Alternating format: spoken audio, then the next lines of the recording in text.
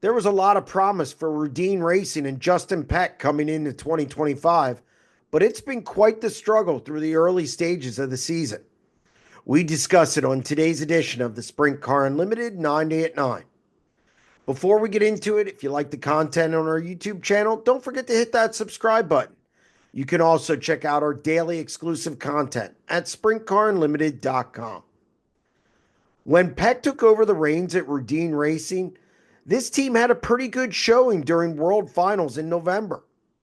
This tandem followed it up with a sweep of the ASCS events at Volusia to start this year, but since then, it's been a grind. And now, no national touring team needs a good run more than this group. It's not DEFCON 1 just yet, but it's at least a 3. This team is yet to register a top 5 finish this season, and worse, they seem to lack speed since moving over to the 410 side during the Dirt Car Nationals.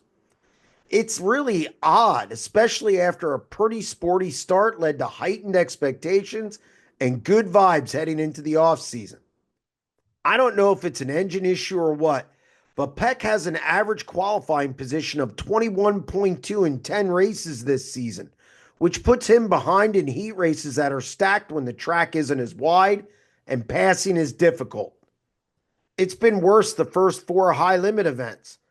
Sure, Peck timed 8th at Kern Raceway, but in the other 3 events, he timed 28th twice and 24th. No wonder he was forced to run the B main in those other 3 shows, and even took a provisional. The field is too good to make up all of those spots, and he's way behind in main events.